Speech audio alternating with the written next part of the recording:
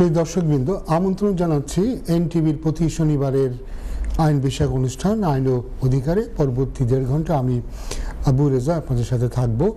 এই অনুষ্ঠানে আমরা ব্রিটেনের বিভিন্ন আইন, বিশেষ করে immigration, asylum, human rights, family law নিয়ে আমরা কথা বলে থাকি। অনুষ্ঠানে আপনারাও যোগ দিতে পারেন। টেলিভিশনের পর্দায় যে নাম্বারটা দেখছেন, এই নাম্বারে কল করে সরাসরি আমার সাথে যুক্ত হতে পারেন। আইনের ব্যাপারে আপনাদের কোনো প্রশ্ন থাকলে আপনারা আমাকে করতে পারেন। আমার সাধ্য মতো এবং আমার জ্ঞান মতো আমি এটা জবাব দিতে চেষ্টা করব। তো তবে একটা জিনিস মনে রাখবেন যে অনুষ্ঠান থেকে আমরা যে ধরনের পরামর্শ দিই, এটাকে একটা প্রাথমিক ধারণা হিসেবে গ্রহণ করবেন। কারণ আমরা আপনাদের কোনো কাগজপত্র দেখতে পাচ্ছি না। মাত্র 1 মিনিটের একটা বক্তব্য থেকে একটা পরামর্শ দেওয়া, এটা খুব একটা কঠিন ব্যাপার, এটা সহজ নয়। তো আমরা যেটা দেবো সেটাকে জাস্ট একটা গাইডেন্স, এটা প্রাথমিক ভিত্তি হিসেবে ধরে নেবেন। অভিজ্ঞ কোনো আইনজীবীর পরামর্শের কোনো বিকল্প নাই। তো কেমন আছেন আপনারা সবাই? আশা করি ভালোই আছেন। ব্রিটেনে আমরা দেখতে পাচ্ছি গতকাল থেকে পুরোপুরিভাবে ব্রিটেনে যে গ্রীষ্মকাল শুরু হয়েছে, তাপমাত্রা বোধহয় 27-28 ডিগ্রি পর্যন্ত পৌঁছে গেছে। তো একটু সতর্কভাবে চলবেন, সবসময় সাথে পানির বোতল রাখবেন। হঠাৎ করে বডি ডিহাইড্রেটেড হয়ে গেলে, পানি শূন্যতায় পড়লে মানুষের অনেক বড় বড় বিপদ হতে পারে, স্ট্রোকও হতে পারে। তো এই জন্য হার্ট অ্যাটাক হতে পারে, এই জন্য একটু সতর্ক থাকবেন। কাপড় চোপড় যাতে একটু মোটামুটি হালকা কাপড় চোপড় পরেন, বেশি সোয়েটার, জাম্পার, সোয়েটার, কোট এগুলি একটু এড়িয়ে চলার চেষ্টা করবেন। যাই হোক, মূল অনুষ্ঠানে ফিরে আসি। আমরা এই অনুষ্ঠান সবসময় শুরু করি কিছু আপডেট দিয়ে, আজকেও তার ব্যতিক্রম নয়। আজকের আপডেটে আমরা যেটা প্রথমে আলোচনা করব সেটা হচ্ছে এই যে গভর্নমেন্ট নতুন, বর্তমান সরকার নতুন একটা ইমিগ্রেশন এবং অ্যাসাইলামের আইন তারা আনতে চাচ্ছে। রাজার যে বক্তব্য, সেই বক্তব্যের মধ্যে এটা বলা হয়েছে। একটা কলার যুক্ত হচ্ছেন, কলার সাথে কথা বলবেন। হ্যালো কলার। আসসালামু আলাইকুম। ওয়ালাইকুম আসসালাম রহমতুল্লাহ বারকাতুহু। সাহেব, আপনার কাছে আমার একটা কোয়েকশন ছিল। বলেন। জি, আমার এই দেশে বর্তমানে 18 বছর ধরে নিয়ে আছি। জি, মানে বর্তমানে আমার কোনো স্ট্যাটাস নাই আর কি। লাস্ট এটা অ্যাসাইলাম মারছিলাম একটা দিন ধরে, ফার্দার সাবমিশন ছিল। এটা লাস্ট 2 মান্থ আগে ওটা তারা ডিসমিস করছে। জি। তো বর্তমানে আমার এই দেশে আমার একটা মেয়ে আছে নাকি, তার বয়স লন্ডন, তার জন্য পাসপোর্ট। সরি, আপনার মেয়ের বয়স কত বললেন? 5 ইয়ার্স। 5 ইয়ার্স। আপনার মেয়ে কি ব্রিটিশ? জি না, ওনার মা মানে আমার ওনার মার সঙ্গে আর কি অ্যাসাইলাম আমার মেয়ের আছে, এটা সেপারেট। মানে আমি তো আগে আইছি, তারা পরে 6 বছর আগে আইছিল আমার ওয়াইফ। জি। তা আপনার মেয়ের মার কি স্ট্যাটাস? উনিও কি অবৈধ হয়ে আছেন ওনার কি, নাকি ওনার অ্যাসাইলাম আছে? উনি বর্তমানে অ্যাসাইলামে আছেন, ওনার 30 লিভও আছে, কাজও করেন, আর অ্যাসাইলামে আছেন বর্তমানে। ওনার কি অ্যাসাইলাম গ্রান্ট হয়েছে? জি না, ওনার আপিলে আছে। আচ্ছা। তো আমার কথা হইলো কি, বর্তমানে তো আমার এটা তো আপনার শরীর, আমার মেয়ের এই দেশে আবার জন্ম, ইংল্যান্ডে স্কুলেও যায়, সব আপডেট আছে সবগুলা। জি। তো বর্তমানে যদি আমি হিউম্যান রাইট তো 20 ইয়ার্স হইলে মানুষ, বর্তমানে যদি আমি আরো 18 বছর হইলে, বর্তমানে যদি আমি 20 ইয়ার্স এটা মারি, যে এটা যে আমার কতটুকু আর কি সফলতা পেতে পারি, এটা যে কাহিনী আপনি আমাদের প্রথম জিনিসটা হচ্ছে যেহেতু আপনার 20 বছর এখনো হয়নি, আপনি 20 বছরের অ্যাপ্লিকেশনটা করতে পারবেন না। যেটা আপনি করতে পারবেন সেটা হচ্ছে আপনাকে দেখাতে হবে যে আপনি এদেশে দীর্ঘদিন ধরে আছেন, এবং এটার কারণে বাংলাদেশে গিয়ে আপনার পক্ষে নিজেকে পুনর্স্থাপন করা, রিস্টাবলিশ করা, রিইন্টিগ্রেট করা আপনার জন্য প্রবলেম হবে। সিগনিফিক্যান্ট অবস্টাকল আছে, যেটা হতে পারে এই অ্যাপ্লিকেশনটা চলতে চলতে, এবং তারপরে না করলে অ্যাপিল করতে করতে হয়তো আপনার 20 বছর হয়ে যেতে পারে। যদিও 20 বছরের নিয়ম হচ্ছে যে অ্যাপ্লিকেশনের দিন আপনার 20 বছর পূর্ণ হতে হবে, কিন্তু আমরা দেখেছি যে অনেক ক্ষেত্রে যদি অ্যাপিল চলাকালীন সময় বা অ্যাপিলের দিন 20 বছর হয়ে যায়, বা একটু কম হলেও শর্ট হলেও, অনেক সময় জাজ সাহেবরা একটা পজিটিভ ডিসিশন দেন, বা হোম অফিস অনেক সময় তারা কেসটা ফিরিয়ে নিয়ে গিয়ে আপনাকে হয়তো একটা ভিসা দিতে পারে। এটা হচ্ছে একটা দিক। আর দ্বিতীয় দিক হচ্ছে যে আপনার ওয়াইফ যদি বা আপনার বাচ্চার মা যদি তার অ্যাপিল সাকসেসফুল হয়, এবং তারপরে যদি আপনার পক্ষে ওনাদের ক্লেমের সাথে জড়িত হওয়া কোনোভাবে সম্ভব হয় সেক্ষেত্রে সেখান থেকেও আপনি একটা বেনিফিট নিতে পারেন।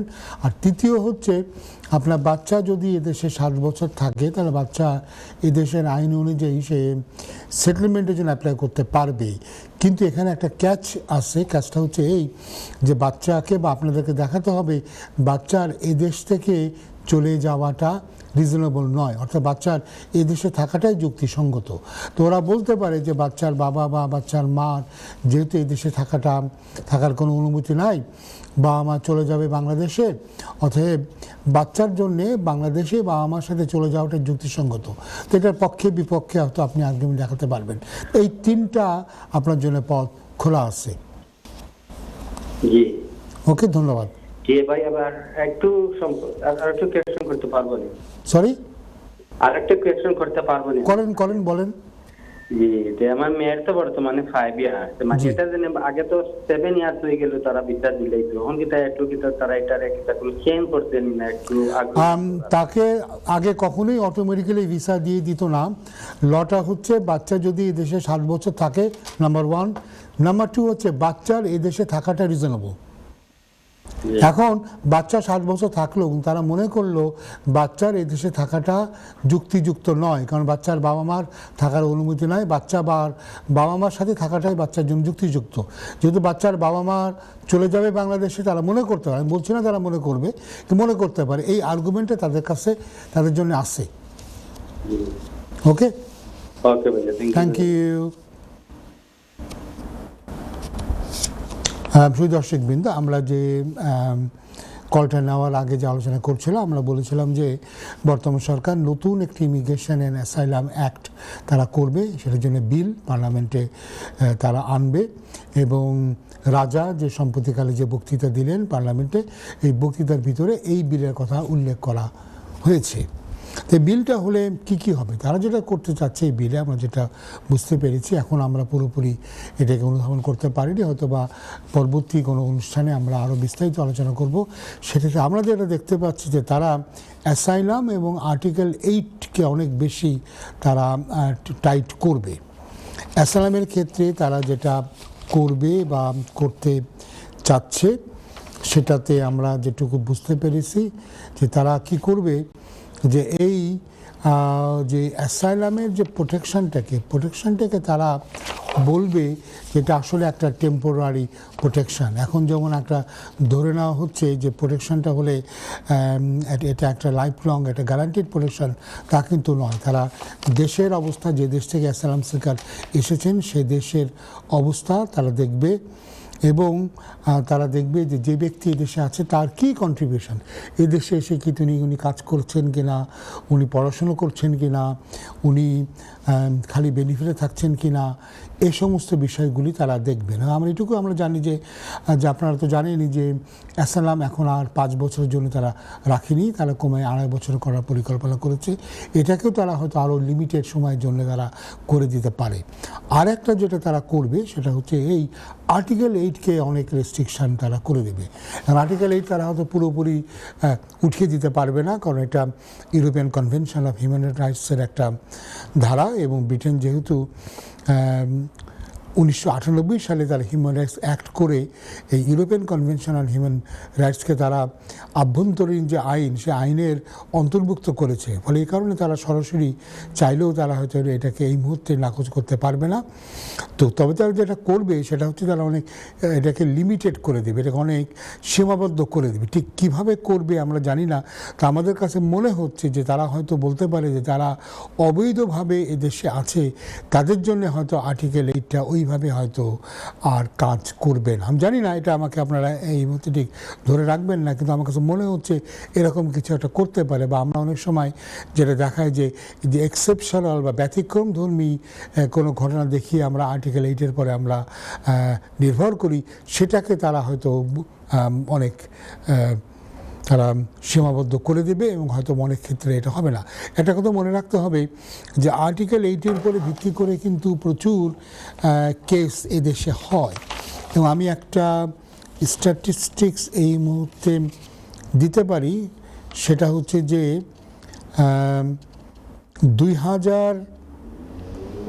মানে জানুয়ারি থেকে 2022-এর ভিতরে একটা স্ট্যাটিস্টিক বলা হচ্ছে যে যারা ডিটেনশনে আসে, যে সমস্ত অবৈধ ইমিগ্রেন্টরা ডিটেনশন সেন্টারে যায়, তাদের অনেকেই কিন্তু তখন ওই ফ্যামিলি লাইফের উপরে তারা কথাবার্তা বলে এবং তারা আর্টিকেল 8-এর পরে রিলাই করে।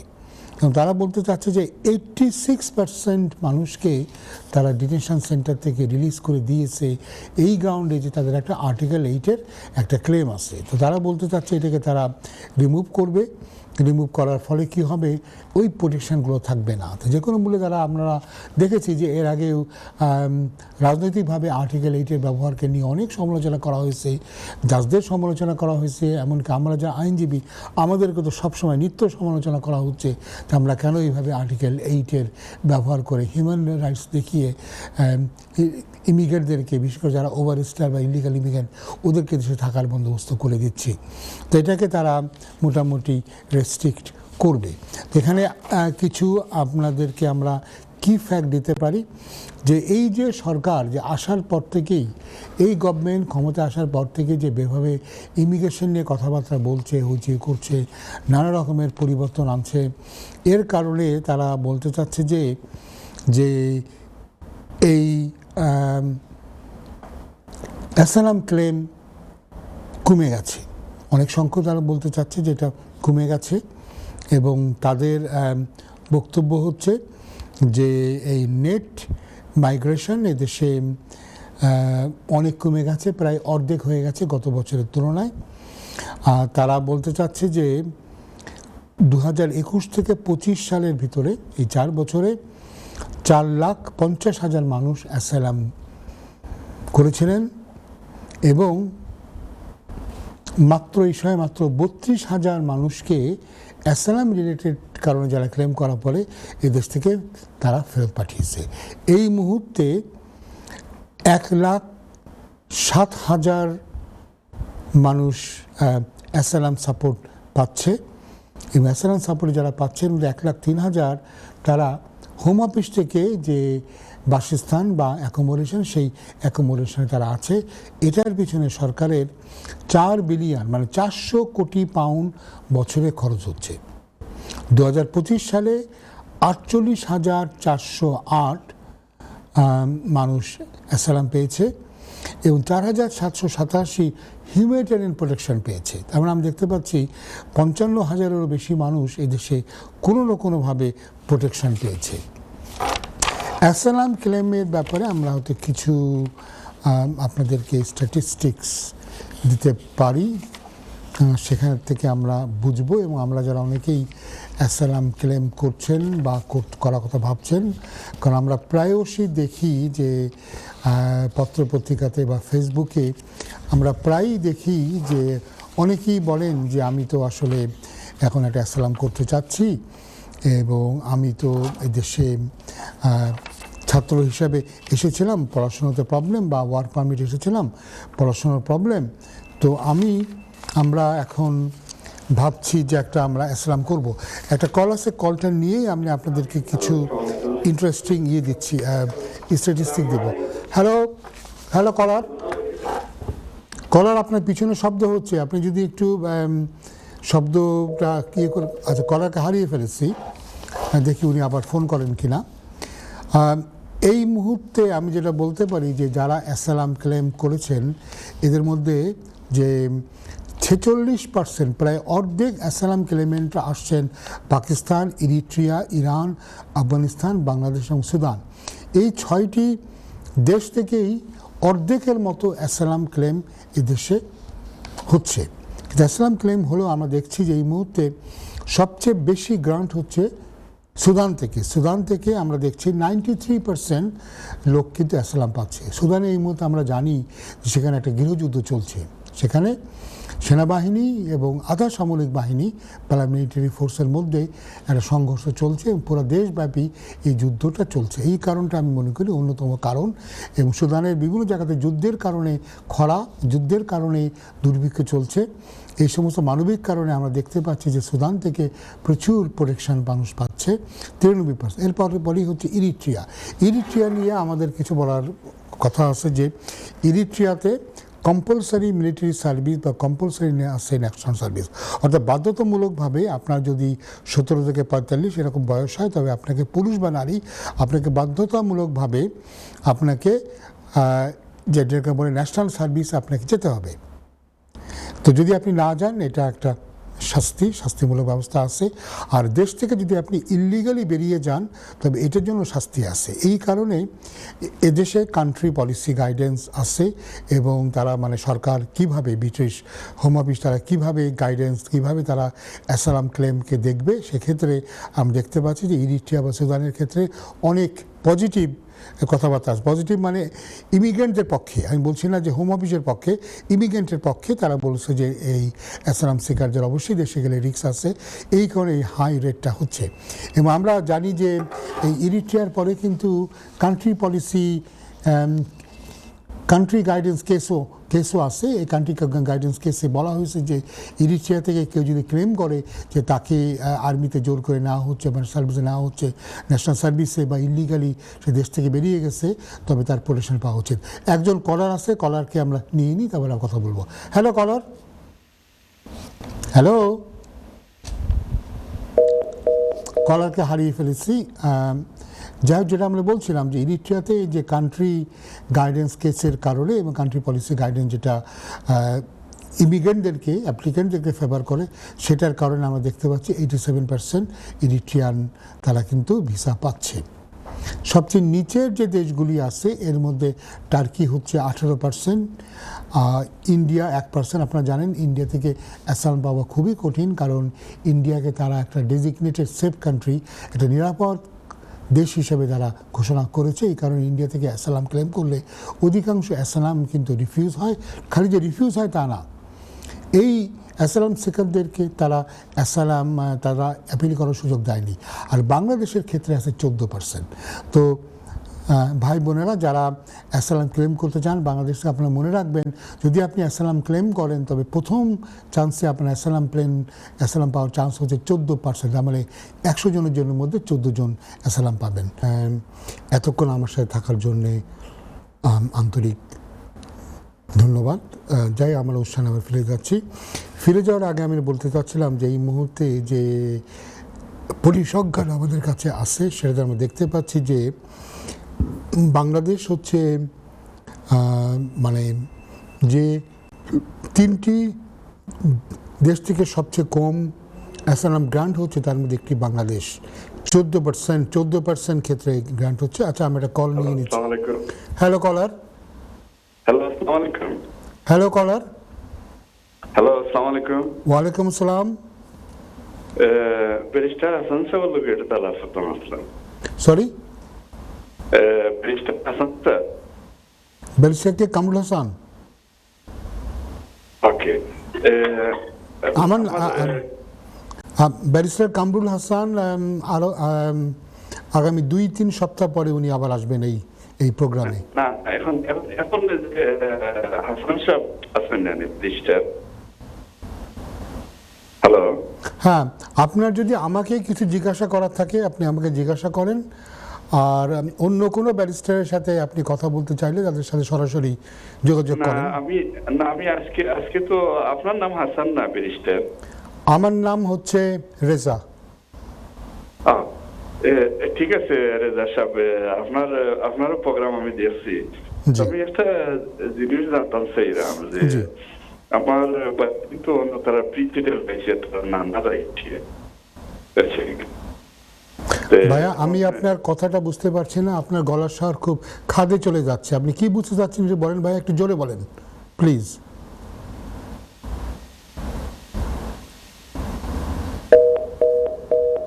দুঃখিত, কলারকে হারিয়ে ফেলেছে, মনে হয় ওনার লাইনে কোনো প্রবলেম হচ্ছে। যাই হোক, আমরা যে স্ট্যাটিস্টিক নিয়ে কথা বলছিলাম সেটা বলতে গিয়ে আমরা বললাম যে বাংলাদেশ থেকে দেখা যাচ্ছে যে অনেক কম অ্যাসালাম গ্রান্ট হচ্ছে। পরিসংখ্যানে বলছে 14%, অর্থাৎ 100 জন যদি অ্যাপ্লাই করে থাকে 14 জন সেখানে সরাসরি অ্যাসালাম পাচ্ছে। এবং কিছু যখন যদি অ্যাপিলে গেলে অবশ্যই আরও কিছু মানুষ অ্যাসাইলাম পাচ্ছে, কিন্তু এটা প্রচুর অ্যাসাইলাম রিফিউজ হচ্ছে।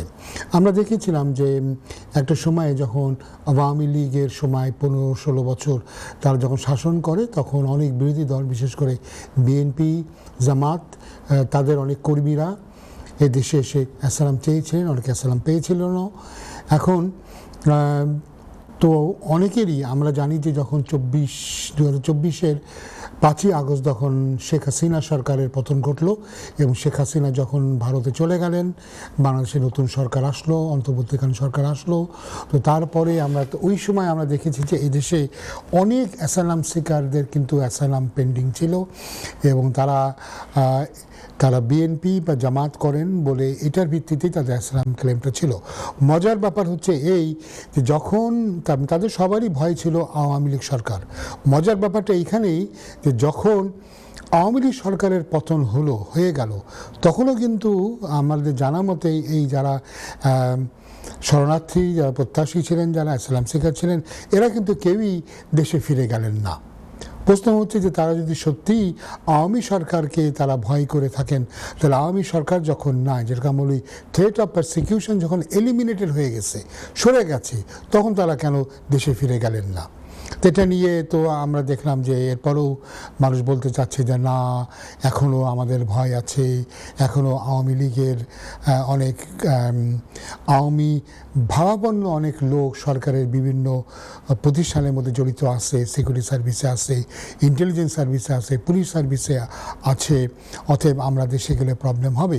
কিন্তু এটার ব্যাপারে আমরা দেখলাম যে ডিসেম্বর 2025-এ হোম অফিসের যে কান্ট্রি পলিসি গাইডেন্স ছিল, সেখানে পরিষ্কারভাবে তারা বলে দিচ্ছে যে এই রাজনৈতিক এই সমস্ত কারণে তারা খুব কম ক্ষেত্রে আর অ্যাসাইলাম দিবে।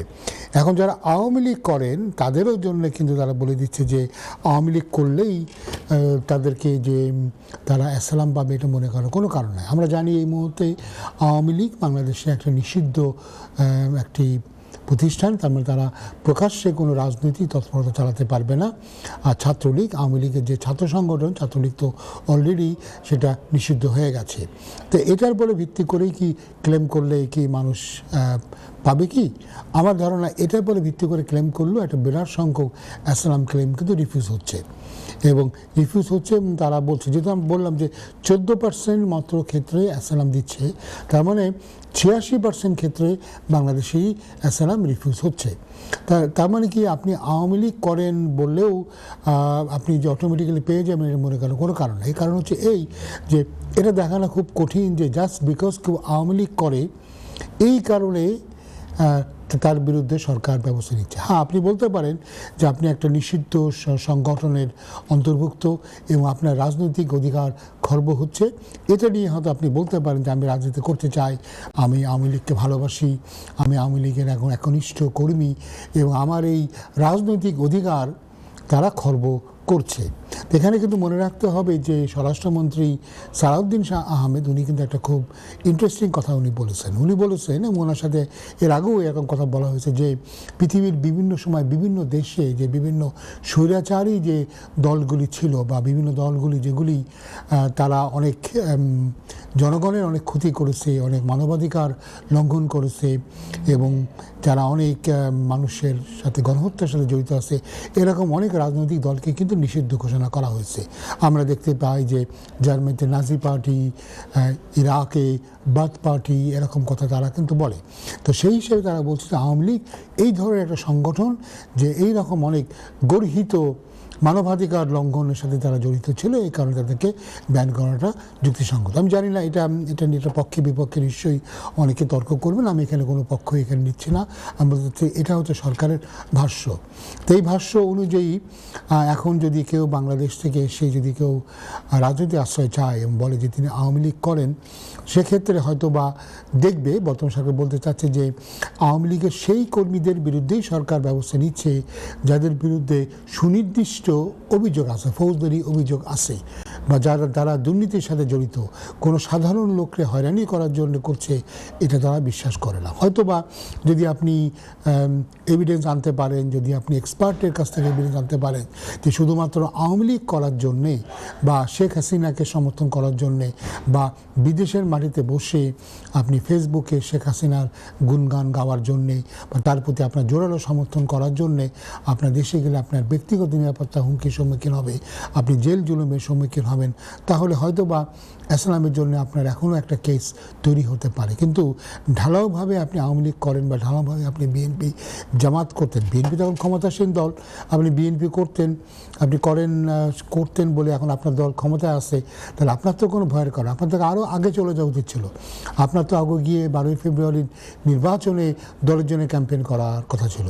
তার অর্থ আপনার যদি না যেয়ে থাকেন তাহলে মনে রাখতে হবে যে আসলে এই আসসালাম ক্লেমগুলি হয়তোবা সত্যিকারের ক্লেম নয়, হয়তো এটা একটা ভুয়া ক্লেম, এটা করাই হয়েছে এটা থাকার জন্য, এটা এইভাবে তারা দেখছে। আরেকটা জিনিস মনে রাখবেন যে নতুন যে সমস্ত চিন্তাভাবনা আছে সেখানে যেমন আসসালাম গ্রান্টের একটা ব্যবস্থা আছে, আমরা দেখব যে খুব দ্রুত তারা চাইলে আসসালাম কিন্তু প্রত্যাহারও করে নিতে পারে। অর্থাৎ আপনার দেশের যদি পরিস্থিতি পরিবর্তন হয় সেক্ষেত্রে আপনার ভিসা রিনিউয়াল পর্যন্ত হয়তো ওয়েট করবে না, এবং সেটা যদি হয়, যেমন এই মুহূর্তে যেহেতু আইনটা কার্যকরী হয়নি, এটা পার্লামেন্টে আসছে, চিন্তাভাবনা হচ্ছে, যদি ধরুন আজকে যদি এই আইনটা কার্যকরী হতো তাহলে অবস্থা কী হতো। ধরুন একজন 2023 সালে তিনি যা বিএনপি করেন বলে তিনি রাজনৈতিক আশ্রয় পেলেন এবং 24 সালে আওয়ামী লীগ সরকার চলে গেল, তার মানে কি তার যে রিস্ক ছিল সেই রিস্ক ফ্যাক্টর কিন্তু আর নাই, সেটা কিন্তু এখন সরে গেছে। এরপরে কী হলো, 26-এ তার নিজের দলই বিএনপি ক্ষমতায় আসলো। তাহলে আজকে যদি এই আইনটা বলবৎ থাকতো যে নতুন আইন করার চিন্তাভাবনা করছে, তাহলে তারা কিন্তু আপনার ভিসা রিনিউয়াল পর্যন্ত ওয়েট না করেই আপনাকে নোটিশ পাঠায় তারা ভিসাটাকে রিভোক করতে পারে, করে বলতে পারে যে দেখো তোমার দল এখন ক্ষমতায়, তোমার তখন দেশে আর কোনো ভয় নাই, অতএব তোমার ভিসাটাকে আমরা কেটে দিলাম, তুমি দেশে চলে যেতে পারো। আপনারা দেখবেন যে বারে বার আমরা যে বলতে চাচ্ছি যে তারা এখন আর অটোমেটিক্যালি একজন অ্যাসাইলাম সিকার এদেশে এসে সেটেল করতে পারবে, এটা তারা কিন্তু মানে না। এখন এটা নিয়ে হয়তো প্রশ্ন উঠতে পারে যে এটা তো তাহলে রিফিউজি কনভেনশন 1951-এর বরখেলাপ। কেন বরখেলাপ?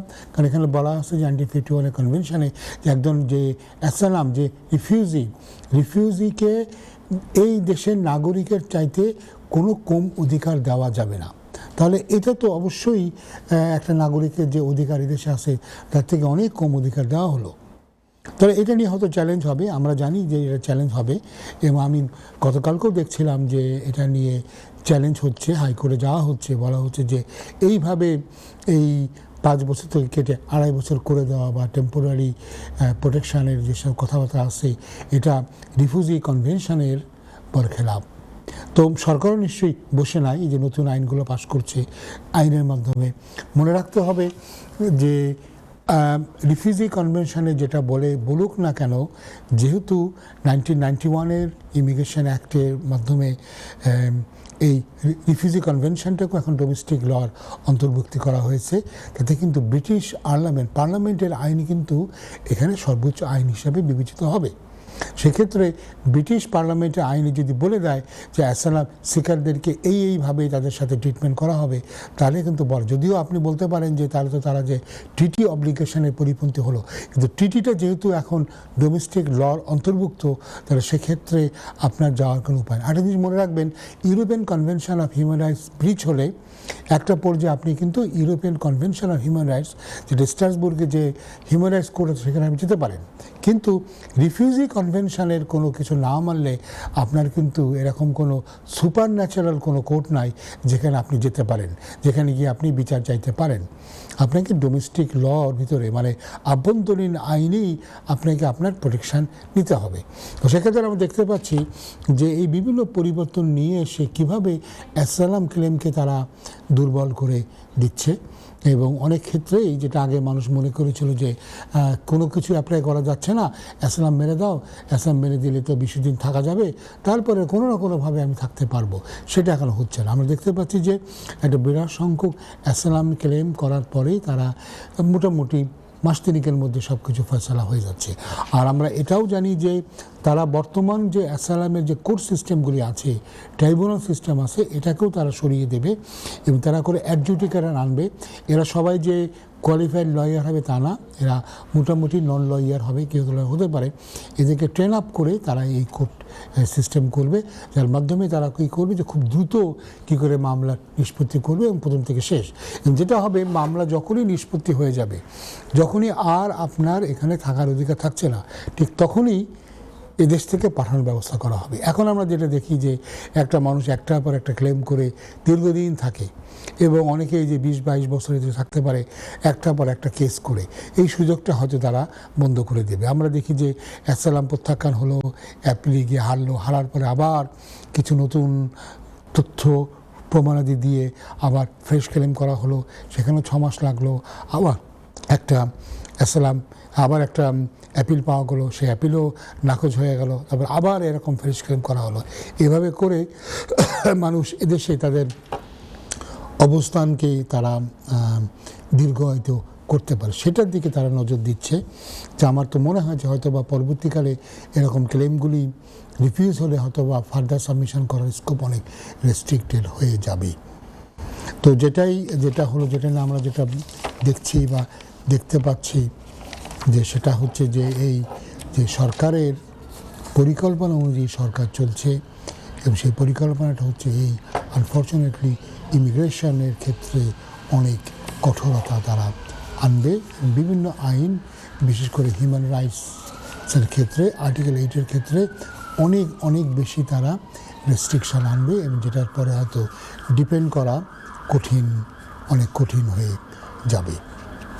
তো এটার সাথে যেটা আরেকটু বলে রাখা ভালো, যে সেটা হচ্ছে আগে মানুষ মনে করতো যে অ্যাসাইলাম ক্লেম করলে কি হবে, একটা সময় পাওয়া যায়। অ্যাসাইলাম তো হতে 2-3 বছর লাগে, অ্যাপিলেও আরও 2-3 বছর এবং 5-6 বছর তো লেগে যায়। এর মধ্যে অনেক কিছু হয়তো হয়ে যাবে, হয়তো এদেশে বিয়ে শাদী করে ফেলবো কিংবা কোনো অ্যামনেস্টি মাপটাপ হয়ে যাবে। তো এখন আর সেটা হচ্ছে না। নতুন যে সিস্টেমে তারা যে অ্যাসাইলাম ক্লেম প্রসেস করছে, আমরা দেখেছি সেখানে স্ক্রিনিং ইন্টারভিউর 1 মাসের মধ্যে তারা কিন্তু মেন ইন্টারভিউ তারিখ তারা দিয়ে দিচ্ছে এবং অ্যাসাইলাম ইন্টারভিউ, মেন ইন্টারভিউ হয়ে যাওয়ার পরে 2 সপ্তাহের মধ্যে আমরা দেখছি সিদ্ধান্ত হয়ে যাচ্ছে। এখন অ্যাপিলেই যা একটু সময় নিচ্ছে, কিন্তু এখন যদি তারা নতুন অ্যাপিলের সিস্টেমটা তারা আনে, সেক্ষেত্রে কিন্তু কঠিন হয়ে যাবে। এই সময় ক্ষেপণ করব, এটা কিন্তু আর হবে না। আরেকটা বিষয় আপনাদের একটু মনে রাখতে হবে, সেটা হচ্ছে এই যে অ্যাসাইলাম যদি আপনি একবার সিক করেন, এটা কিন্তু রেকর্ডে চলে যাচ্ছে এবং রেকর্ডে চলে যাওয়ার কারণে কী হচ্ছে, আপনার ইমিগ্রেশন হিস্ট্রিটা, ইতিহাসটা খারাপ হয়ে যাচ্ছে। পরবর্তীকালে এই দেশ থেকে চলে গেলে অন্য কোনো উন্নত দেশে যেতে গেলে এটা হয়তো একটা ফ্যাক্টর হবে। কারণ অ্যাপ্লিকেশন ফর্মে হয়তো জিজ্ঞাসা করবে আপনি কি কোনো দেশে অ্যাসাইলাম চেয়েছিলেন কি না, আপনি যদি বলেন হ্যাঁ, তারপরে তারা বিশেষ জানতে পারে, যখন জানবে আপনি অ্যাসাইলাম চেয়েছেন, প্রত্যাখ্যাত হয়েছেন, তখনই তারা হয়তো বা আপনাকে ভিসা দেবে না। আমরা এটা জানি যে আগে তো ইউরোপিয়ান কান্ট্রির সাথে তাদের একটা মোটামুটি একটা একটা জয়েন্ট একটা ভেঞ্চারে তারা কাজ করছিল, তারা এখনও মোটামুটি করে। আমরা প্রায় দেখেছি যে তারা এই মুহূর্তে ফ্রান্সের সাথে 1 in 1 out একটা পরিকল্পনা নিয়ে তারা কাজ করছে। তারা ইউরোপের আর যে দেশের সাথেও তারা অ্যাসাইলামের ব্যাপারে একটা কোঅর্ডিনেটেড পলিসি নিয়ে তারা এগোতে চাচ্ছে। আর আমরা এটা জানি যে আমেরিকা, কানাডা, অস্ট্রেলিয়া, নিউজিল্যান্ড, তাদের সাথে কিন্তু ব্রিটেন এই ইমিগ্রেশনের ডেটা কিন্তু শেয়ার করে। এবং এর আগে আমি কিন্তু বলেছিলাম যে 2-3টা কেসে আমি দেখতে পেয়েছি যে অ্যাসাইলাম, যেমন একজন অ্যাসাইলাম সিকার, তিনি ক্লেম করেছিলেন যে তার বাড়ি হচ্ছে কুয়েতে এবং তিনি কুয়েতি বেদুইন। এবং কুয়েতি বেদুইন, আমরা জানি যে কুয়েতি বেদুইনদের ঠিকমতো অধিকার নাই এবং বেদুইনরা, আপনি জানেন বেদুইনরা মানে যারা একটা যাযাবর জাতি, যাদের আসলে কোনো ঠিক স্থায়ী কোনো ঠিকানা নাই। এবং কুয়েতে আমরা জানি যে বেদুইন আছে, অনেক বেদুইন, তাদের কিন্তু কুয়েতের রাষ্ট্র তাদের সাথে খারাপ ব্যবহার করে এবং তারা অনেক ক্ষেত্রেই রাজনৈতিক রাজনৈতিক যে বিভিন্ন খেলা থেকে তারা বঞ্চিত, রাজনৈতিক সুযোগ সুবিধা থেকে বঞ্চিত, এই সমস্ত বেদুইনদের অনেকেই কিন্তু অ্যাসালাম চেয়ে অ্যাসালাম পান। এর মধ্যে আমি যে কেসের কথা বলছি তার একটা কেস, তারা ওই বেদুইন হিসাবে তিনি অ্যাসালাম চেয়েছিলেন। চাওয়ার পরে তারা যেটা বলল যে তুমি যে বলেছো তুমি কুয়েতের বেদুইন, কিন্তু আজ থেকে 10 বছর আগে বা 11 বছর আগে তুমি ইউনাইটেড আরব আমিরাত, মানে আরব আমিরাত, দুবাই কিংবা আবুধাবি এরকম এর কোনো নাগরিক হিসাবে তুমি কিন্তু আমেরিকাতে ভিজিট ভিসার জন্য অ্যাপ্লাই করেছিলে। তারা দেখেন কিভাবে তারা এই সমস্ত ডকুমেন্টগুলি তারা বার করে আনতে পারে। যেমন আমরা এর মুহূর্তে এরকম আরও দেখতে পাচ্ছি যে যেমন একজন অ্যাসালাম চাইলো, তারা ঠিকই বার করে ফেললো বলছে যে তার বাড়ি হচ্ছে সোমালিয়াতে। তারা বলছে যে তুমি সোমালিয়ান হলেও তোমার ইউক্রেনে থাকার অনুমতি আছে, অতএব তোমাকে আমরা সোমালিয়াতে ফেরত না পাঠালেও তোমাকে আমরা ইউক্রেনে কিন্তু ফেরত পাঠাতে পারবো। তো এইসবই কিন্তু প্রমাণ করছে যে কীভাবে ইনফরমেশান শেয়ার হচ্ছে এবং ইনফরমেশান থেকে এখন বার করা অনেক সহজ। আপনি কোথাও ফলে অ্যাসালাম ক্লেম করার আগে একটু ভালো করে ভাববেন, স্পেশালি যখন আজকে আমরা দেখতে পাচ্ছি যে গ্রান্ট রেট 14%।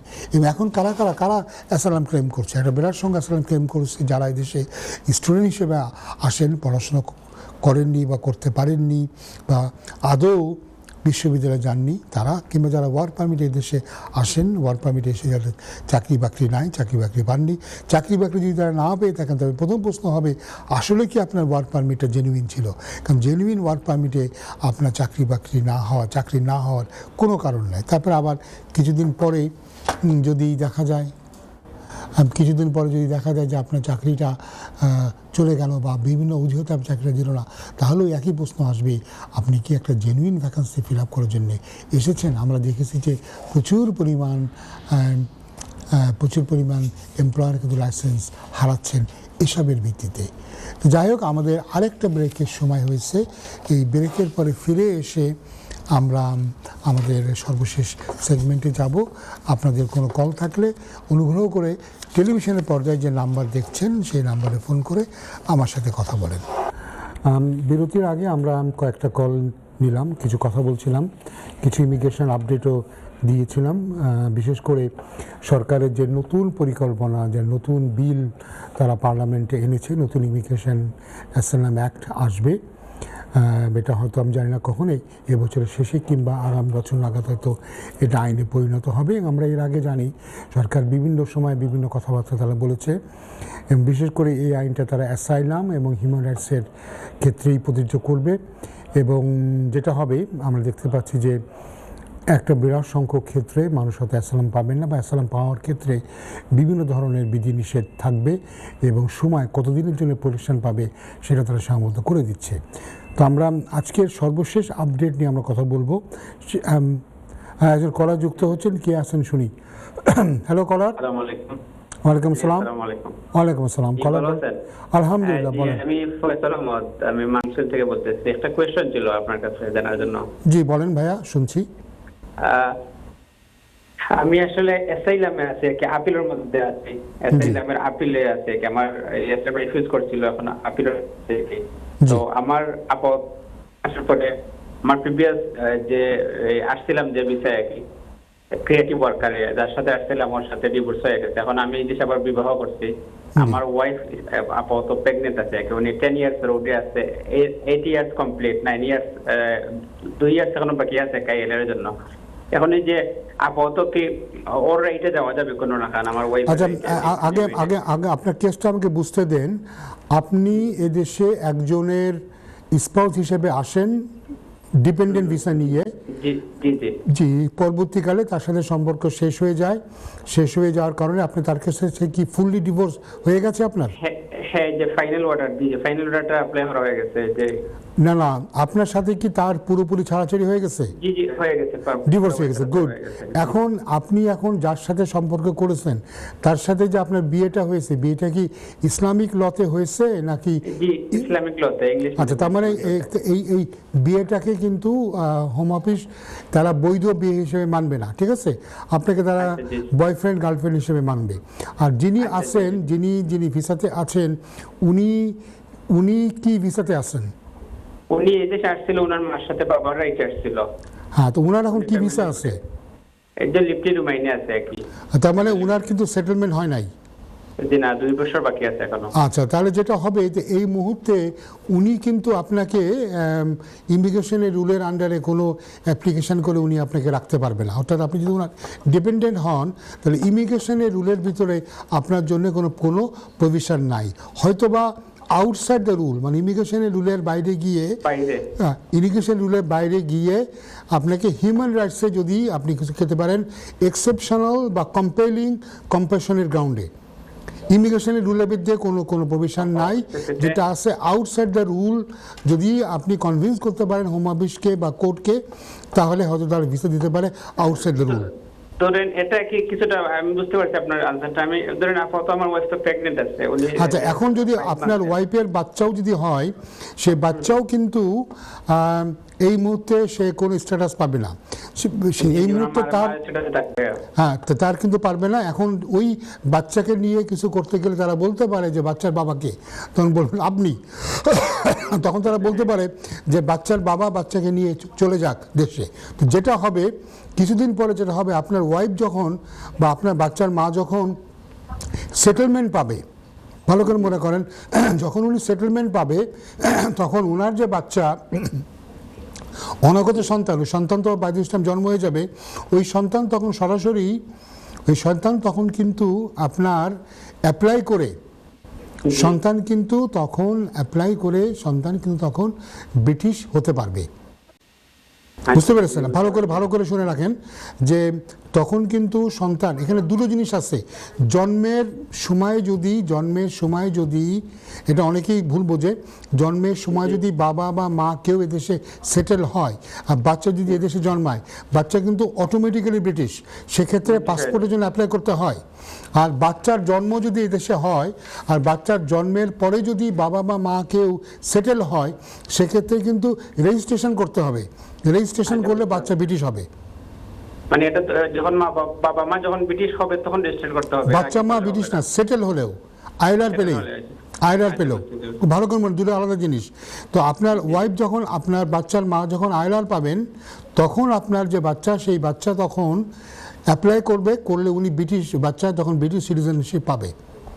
ঠিক আছে? বাচ্চার মায়ের আগে বাচ্চা ব্রিটিশ সিটিজেন হয়ে যাবে। বুঝতে পারলেন?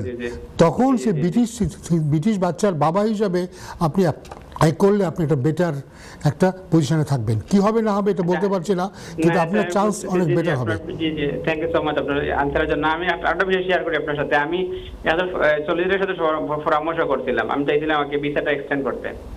এই যে উনি বললেন না, আপাতত এসএলএম ক্লেম করার সমস্যা না, তোমার ওয়াইফের ভিসা সুইচ করবার সমস্যা নাই, এই 2-3 মাস খালি ডিভোর্সটা কার্যকর হতো, তো আমার এই মাসে মানে ফাইনাল সবকিছু ডিসমিস হয়ে যাবে আর কি। উনি বললো আমার ওয়াইফের এইটা উনি অ্যাপ্লাই করে পাইয়ে দিবে, এটা বলে না। আপনার ওয়াইফের, শোনেন ভাইয়া, আপনার ওয়াইফের যারা লিমিটেড লিভে দেশে থাকে তারা কখনোই স্পাউসকে স্পন্সর করতে পারে না ইমিগ্রেশনের রুলের ভিতরে। তারা যেটা করতে পারে, যেটা চাইতে পারে আউটসাইড দ্য রুল, ব্যতিক্রমী কোনো কারণ দেখায়, কম্পেলিং গ্রাউন্ডস দেখায় তারা চাইতে পারে। চাইলে তারা পাবে তা না, এটা জাজ সাহেবের অনেক কমপ্লিকেটেড। আমরা আমাদের গত সপ্তাহে আমাদেরই ফার্মের একটা ওয়েলসে একটা কেস ছিল, সেম সর্ট অফ সিচুয়েশন। ওকে ভাইয়া, যেটা ধরুন ওই যে এখন তো জি আমি যে লাস্ট বিষয়টা ধরুন আমার অ্যাসাইলাম তো রিফিউজ হয়ে গেছে অলরেডি, রিফিউজ আবার রিঅ্যাপিল করেছে। এটা তো এই যে 2-4 মাসের ভিতরে আবার হবে ডেফিনেটলি, এটা ফাইনাল রিফিউজ করবে। এখন তো টাকার যে বিষয়টা, এখন তো কোনো ওয়ে নেই থাকার ওই ওয়েতে না। আপনি যেটা বললাম ইমিগ্রেশনের রুলের মধ্যে না, একটা জিনিস মনে রাখবেন, তাদের দেশ, তারা ইচ্ছা করলে যাকে খুশি তাকে তারা রাখতে পারে। এটা ডিসক্রিপশন। তো ডিসক্রিপশন তো আপনি আইন বলবেন না, বলবেন জি, তারা ইচ্ছে করে দয়া করে যাকে খুশি তাকে রাখতে পারে। তো আপনার জন্য তো ঠিক আছে ভাইয়া, ভালো থাকেন, আপনার জন্য শুভকামনা থাকলো। বেশ অনেকক্ষণ কথা বললাম। এই ধরনের জটিলতায় কিন্তু আমরা অনেকেই ভুগি। আমরা মনে করি যে একটা বিয়ে করলে, আর বিয়ে কিন্তু মনে রাখতে হবে এদেশে যদি ইসলামিক আইনে বিয়ে করা হয়, সে বিয়েটাকে কিন্তু আইনের চোখে বৈধ বিয়ে হিসেবে ধরা হয় না, এটা মনে রাখতে হবে। এমনকি বিদেশেও যদি কেউ বিয়ে করে, সে বিয়েরও কিন্তু এদেশে বৈধ বিয়ে ধরতে গেলে অনেকগুলো শর্ত আছে। আমরা অনেক সময় দেখি যে অনেকেই কী করেন, বাংলাদেশে একটা বিয়ে করেছিলেন, তারপরে সেখানে তারা একটা তালাকনামা পাঠায় করে দেন ডিভোর্স। আমাদের কমিউনিটি অনেকের মধ্যে একটা ধারণা আছে কেউ যদি দেশে অবৈধভাবে থাকে, সে যদি কোনোভাবে কোনো সম্পর্কে জড়ায় তাহলে সে থাকতে পারে। হ্যাঁ, এই ধরনের ঘটনা হতো 2012 সালের আগে। তখন হিউম্যান রাইটসের এক ধরনের আমি বলবো অনেক একটা লিনিয়েন্সি একটা ভাব ছিল অনেক ক্ষেত্রেই, কিন্তু সম্পর্ক হলে আমরা দেখতাম বা বাচ্চা হলে ভিসা পাওয়া যেত। 2012 সালে যখন হিউম্যান রাইটসের কনসিডারেশনকে ইমিগ্রেশনের রুলেপিতে নিয়ে আসলো, অ্যাপেন্ডিক্স FM এর জন্ম হলো, তখন থেকে আমরা দেখছি যে এই ধরনের অ্যাপ্লিকেশন আর আগের মতো সাকসেসফুল হয় না। প্রথমত এদেশে যদি আপনি ইসলামিক লতে কোনো বিয়ে করেন বা অন্য কোনো লতে অনুযায়ী বিয়ে করেন, তো সেটাকে একটা বৈধ বিয়ে হিসেবে কিন্তু ধরা হয় না।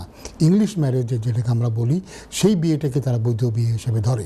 এবং সেক্ষেত্রে যেটা হয় যে আপনাদেরকে দেখাতে হয় যে 2 বছর একসাথে আছেন স্বামী স্ত্রী, এবং এই ফ্যামিলি লাইফটা ইংল্যান্ডের বাইরে মানে ইউকের বাইরে কোথাও এটা কন্টিনিউ করতে পারে না। এটা করতে গেলে তাহলে শব্দটি ইউজ করে ইনসারমন্টেবল অবস্টাকল। এটা কিন্তু একটা হার্ডশিপ হবে, কঠিন হবে। তাহলে বিশেষ করে যদি অ্যাপ্লিকেন্ট এবং তার স্পাউস দুজনেই যদি বাংলাদেশি হন, তারা বলবে তোমাদের তো দেশে গিয়ে থাকতে কোনো সমস্যা নাই। দেখাতে হবে দেশে গিয়ে থাকতে কী সমস্যা। এটা কিন্তু শুধুমাত্র যে একটু হার্ডশিপ হলে হবে না, কারণ শব্দটা হচ্ছে ইনসারমন্টেবল অবস্টাকল। এটা কিন্তু অধিকাংশ ক্ষেত্রেই আমরা দেখব, শতকরা 90% ক্ষেত্রে কিন্তু এটা প্রমাণ করা যায় না। তো কী কী ক্ষেত্রে হয়তো করা যায়, এটা নিয়ে হয়তো অন্য একদিন আমরা আলোচনা করব। আজকে আমরা সেটা নিয়ে একটু কথা বলি। সেটা হচ্ছে এই যে ওয়ার্ক ভিসা নিয়ে এই যে একটা হইচই, আপনাদের অনেকের হয়তো মনে আছে কিনা জানি না, 2021 সালে যখন হোম অফিস বলল যে কেয়ার ভিসাকে তারা কী করবে, তাকে শর্টেজ ক্যাটাগরিতে আনবে। তার মানে এই কেয়ার ভিসাতে কেউ অ্যাপ্লাই করলে ওই রকম ভিগোরাসলি এটার অনুসন্ধান করা হবে না। বিশেষ করে প্যান্ডামিকের নিয়ে যে ঝামেলা হলো, সেটা নিয়ে অনেক হইচই হলো। তখনই কিন্তু আমি বলেছিলাম যে এই কেয়ার ভিসাটাকে মিসইউজ করা হবে। এবং আমরা দেখেছি যে বাংলাদেশ থেকে, পাকিস্তান থেকে, বিভিন্ন দেশ থেকে, বিশেষ করে বাংলাদেশ থেকে আমরা যেটুকু জানি যে হাজার হাজার মানুষ কিন্তু কেয়ার ভিসা নিয়ে এদেশে আসলো। কিন্তু এই জবগুলো অধিকাংশ ক্ষেত্রেই কিন্তু ছিল ভুয়া জব। এবং ভুয়া জবে মানুষ 15 লাখ, 20 লাখ, 25 লাখ টাকা করে এজেন্টকে দিয়ে, দালালকে দিয়ে মানুষ এদেশে আসলো। আসার পরে কি হলো? আসার পরে যেটা হলো যে কোনো জব নাই। তো তারা এসে কেউ অন্য জবে চাকরি করা শুরু করলো। যারা পারলো না তারা কি করলো, গিয়ে অ্যাসালাম করলো। এখনও কিন্তু এই যারা বাংলাদেশ থেকে যারা অ্যাসালাম ক্লেম করছেন, এদের একটা বিরাট সংখ্যক কিন্তু এই ফর্মার যারা ওয়ার্ক পারমিট এসেছিলেন। আরেকটা ঘটনা এর সাথে ঘটে গেল সাথে সাথে, সেটা হলো এই যারা ওয়ার্ক পারমিট পেয়েছেন বা যারা স্টুডেন্ট হিসেবে দেশে আসছেন, তারা কি করছেন, আমরা যেটা জানি যে টাকার বিনিময়ে অন্য কাউকে স্পাউস বানিয়ে এদেশে আনার একটা প্রমোদ করলেন। আমরা প্রায়শই দেখব যে এই ধরনের যারা আসছেন ওয়ার্ক পারমিট বা স্টুডেন্ট ভিসাতে যারা আসছেন, তাদের ডিপেন্ডেন্টের সাথে আসার কিছুদিন পরপরই ছাড়াছাড়ি হয়ে যাচ্ছে, এবং পরে দেখা যাচ্ছে ডিপেন্ডেন্টরা গিয়ে তখন অ্যাসালাম ক্লেম করছে। এটা নিশ্চয়ই একটা সন্দেহের কারণ যে কেন এই পরিমাণ ওয়ার্কার বা স্টুডেন্টরা তাদের স্পাউস নিয়ে আসবে, আসার পরপরই এদেশে আসার পরপরই বিয়েটা ভেঙে যাবে। কারণ আমাদেরকে তো সবসময় হোম অফিসকে বোকা মনে করলে তো হবে না। একটা জিনিস যদি একবার ঘটে, 2 বার ঘটে, 3 যদি 100বার ঘটে, তো এটা তো নিশ্চয়ই আর ইনসিডেন্স নয়। এতে নিশ্চয়ই হোম অফিস বুঝে বা বুঝতে পারে। তো এই ধরনের একটা আমাদের অ্যাসালাম সিকারদের একটা বিরাট অংশ কিন্তু এই হয় তারা ফেল্ড স্টুডেন্ট, কিংবা তারা ফেল্ড ওয়ার্ক পারমিট হোল্ডার, অথবা তারা একটা ফেল্ড ম্যারেজের শিকার হয়ে যারা আসছে টেম্পোরারি ভিসাতে দেশে এসে বিয়েটা ভেঙে গেছে বলছে, এই জন্য তারা এসে অ্যাসালামে গিয়েছে। এটা একটা বিরাট সংখ্যক। আমরা যেটা জানি, যেটা আমরা আপনাকে এই মুহূর্তে আমরা স্ট্যাটিস্টিক দিতে পারি, যে এক সময় যেমন 2023-এ আমরা জানি যে কেয়ার ভিসাতে 1,08,099টা কেয়ার ভিসা দেওয়া হয়েছে। এবং ওই সময়ে আমরা জানি যে বাংলাদেশ থেকে প্রায় 22,000-এর মতো বোধহয় ভিসা দেওয়া হয়েছে। তো এখন এই ভিসাগুলি আমরা দেখলাম যেটা বিভিন্ন সময়ে এটা কিন্তু কমে গেছে। 2024 সালে কেয়ার ভিসা গিয়ে দাঁড়িয়েছে 9,653, 2025 সালে 3,190, এবং আমরা জানি 2026-এর এখন পর্যন্ত মাত্র 11 জনকে এই ভিসা দেওয়া হয়েছে। এবং এখন এই কেয়ার ভিসাতে যারা থাকে তারা কিন্তু ফ্যামিলি আনতে পারছেন না, ফ্যামিলি আনাটা বন্ধ করে দেওয়া হয়েছে এবং নানা দিক দিয়ে প্রবলেমে তারা শিকার হচ্ছে। এবং এই কেয়ার ভিসাতে অনেক আমরা দেখতে পেয়েছি যে বহু স্পন্সর তারা লাইসেন্স হারিয়েছে এবং স্পন্সরদের লাইসেন্স হারিয়েছে শুধু তাই না, একটা স্পন্সর লাইসেন্স হারালে তার সাথে যে পরিমাণ ওয়ার্কাররা আছে তাদেরও কিন্তু ভিসা কাটেল হয়ে যাচ্ছে। আপাতত হোম অফিসের প্র্যাকটিস আছে, এদেরকে তারা 60 দিনের একটা সময় দেয়। এই 60 দিনের মধ্যে তারা অন্য কোথাও যদি কোনো জব তারা ম্যানেজ করতে পারে তাহলে সেখানে গিয়ে তারা কাজ করতে পারে। কিন্তু এটা আমরা এক সময় আমরা জানতে পেরেছিলাম যে 39,000 মতো এরকম work permit care visa holder আছেন যারা জব হারিয়েছেন, যাদের ভিসা কাটেল হয়ে গেছে। তাদেরকে সুযোগ দেওয়া হয়েছিল যে তারা যদি অন্য কোথাও তারা যদি জব পায় তবে তারা সেখানে যেতে পারবে। কিন্তু এদের মধ্যে বোধহয় কত 10% 11% কিন্তু জবে যেতে পারেনি। কেন যেতে পারেনি আমরা যেটা জানি সেটা হচ্ছে যে যেহেতু তাদের অরিজিনাল জবটাই ছিল একটা ভুয়া জব, তারা পয়সার বিনিময়ে তারা জব কিনে তারা এদেশে আসেনি। এটা অত্যন্ত দুঃখজনক, এই ধরনের একটা ঘটনা এখানে ঘটে গেছে। এই কারণে তাদের পক্ষে অন্য কোথাও গিয়ে আসলে জব পাওয়াটা খুব কঠিন হয়ে যায়। এবং আমরা এটাও আপনাদেরকে জানাতে পারি যে ভিসা যে ওয়ার্ক পারমিট হোল্ডারদের যে ওয়ার্ক পারমিট যে স্পন্সরদের যে ভিসাগুলি যে লাইসেন্সগুলি তারা কেটে দিচ্ছে, যেমন একটা স্ট্যাটিস্টিক্সে তারা বলছে যে 2025 সালে 3,100 লাইসেন্স রিভোক হয়েছে। 3,100 এমপ্লয়ারের লাইসেন্স রিভোক হয়েছে। তার মানে এটার সাথে কতজন এমপ্লয়ি যুক্ত আছে এটা মনে রাখতে হবে। যেখানে 2023 সালে মাত্র 337 জনের লাইসেন্স রিভোক হয়েছিল, সেখানে এখন কত হয়েছে, এটার হাল হয়েছে 3,100। আবার এই যে এমপ্লয়াররা তারা যে অবৈধভাবে এমপ্লয়িদেরকে রাখছে, তাদের কাজের অনুমতি নাই, এজন্য কিন্তু তারা ফাইনের সম্মুখীন হচ্ছে এবং ফাইনের কিন্তু আপনার পরিমাণও বেড়ে যাচ্ছে। আমরা একটি স্ট্যাটিস্টিক দিলে আপনারা বুঝবেন, সেটা হচ্ছে এই 2021 সালে 342 জনকে ফাইন করা হয়েছে এমপ্লয়ারকে, এবং 342 জনের কাছ থেকে গভর্নমেন্ট আদায় করেছে 5.7 মিলিয়ন। তার মানে অ্যাভারেজ ফাইন হচ্ছে 16,667। অথচ আজ 2025 সালে আমরা দেখছি যে 342 নয়, 2,438 জন এমপ্লয়ারকে ফাইন করা হয়েছে এবং ফাইন আদায় করা হয়েছে 130.7 মিলিয়ন। অ্যাভারেজ ফাইন হচ্ছে 53,610 পাউন্ড। তো এই জন্যে এই যে বললাম যে অবৈধ মানুষকে কাজে রাখা এটা একটা বিগ রিস্ক, এবং সেখান থেকে আমরা দেখতে পাচ্ছি যে কি পরিমাণ মানুষ ফাইনের সম্মুখীন হচ্ছে। যেমন 25 সালেই গত বছরই 2,438 জন এমপ্লয়ারকে ফাইন করা হয়েছে। তো এই জন্য এমপ্লয়ারদের জন্য একটা সাবধান বাণী যে এমন কাউকে আপনারা এমপ্লয়মেন্টে রাখবেন না যাদের এখানে রাইট টু ওয়ার্ক নেই। অনেক সময় হয়তো সহানুভূতির কারণে রাখতে চান, আমরা জানি আমাদের কমিউনিটিতে মানুষ অবশ্যই বাংলাদেশে কাউকে পেলে তারা সাহায্য করতে চায়, কিন্তু এটা করতে গিয়ে অনেক বড় রিস্ক আছে। আপনি বিজনেস লাইসেন্সও আপনি হারাতে পারেন। মানে দেখালাম যে গত বছর অ্যাভারেজ ফাইন হয়েছে পার এমপ্লয়ারের কত 53,610 পাউন্ড। একটা বিশাল অঙ্ক। এই পরিমাণ ফাইন দিতে গেলে আপনার ব্যবসায় তো বন্ধ হয়ে যাবে। কয়টা ব্যবসায়ী অ্যাফোর্ড করতে পারে 53,610 পাউন্ড ফাইন? তো এটার সাথে যে ল্যান্ডলর্ডদেরও ব্যাপারে কিন্তু ফাইনের একটা ব্যবস্থা আছে, যে কোনো ল্যান্ডলর্ড যদি তারা এমন কাউকে ভাড়া দেয় যার রাইট টু রেন্ট নাই, তারাও কিন্তু এই তারাও কিন্তু ফাইনের সম্মুখীন হয়। আমি একটা দিচ্ছি যে 2021 সালে 22 জন ল্যান্ডলর্ডের ফাইন হয়েছে, অ্যাভারেজ 751 পাউন্ড তারা ফাইন দিয়েছে। 2025 সালে 254 জন বাড়ির ওনার তারা ফাইন দিয়েছে এই সমস্ত মানুষকে মানে ভাড়া দেওয়ার জন্য তাদের রাইট টু রেন্ট নাই, এবং অ্যাভারেজ ফাইন হয়েছে 11,004 পাউন্ড।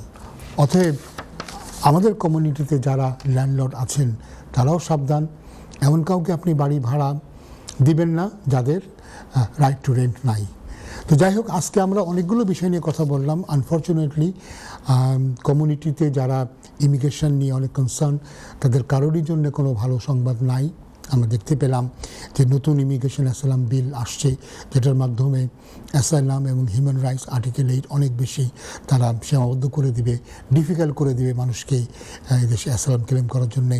অ্যাসাইলাম আর একটা অটোমেটিক সেটেলমেন্টের একটা বিষয় থাকছে না, এটা একটা টেম্পোরারি প্রোটেকশন, এবং যে কোনো সময় যদি দেশের পরিস্থিতির পরিবর্তন হয় কিংবা আপনি নিজে যদি কোনো কারণে আইন ভঙ্গ করেন, তবে আপনার অ্যাসাইলাম রিভোক হয়ে যেতে পারে। এটা একটা খুবই ভয়ের ব্যাপার। আমরা আগে জানতাম যে অ্যাসাইলাম রিভোক করতে গেলে UNHCR, United Nations high commissioner for refugee, তাদের সাথে তাদের একটা মতামত নেওয়া হয়। এখন তো মনে হচ্ছে এগুলি আর কোনোটারই কোনো দরকার হবে না। আর আরও আমরা কথা বললাম যে আমরা দেখলাম, আমি স্ট্যাটিস্টিক নিয়ে কথা বললাম, পরিসংখ্যান নিয়ে কথা বললাম, দেখলাম যে বাংলাদেশ থেকে এই মুহূর্তে অ্যাসাইলাম পাওয়ার, ফার্স্ট ইনস্ট্যান্সে অ্যাসাইলাম পাওয়া অনেক কঠিন, মাত্র 14% অ্যাসাইলাম পাচ্ছে। অ্যাপিলে গেলে অবশ্যই এই ফিগারটা ভালো হয়। আর আমরা ওয়ার্ক পারমিট হোল্ডার নিয়ে কথা বললাম, কী পরিমাণ ওয়ার্ক পারমিট যারা স্পন্সর করেন তাদের কী পরিমাণ লাইসেন্স রিভোক হচ্ছে, এবং ফাইনের ব্যাপারে কথা বললাম। যাই হোক, আমরা আবার আগামী সপ্তাহে ফিরে আসব। আগামী সপ্তাহে হবে আমাদের ঈদ উল আজহার পরে স্পেশাল প্রোগ্রাম। তবে তার আগে সবাইকে আমি পবিত্র ঈদ উল আজহার শুভেচ্ছা জানাই। আর আগামী অনুষ্ঠান ঈদ উল আজহার স্পেশাল অনুষ্ঠান দেখার জন্য সবাইকে আমন্ত্রণ জানাচ্ছি। সবাই ভালো থাকেন। ঈদ মোবারক।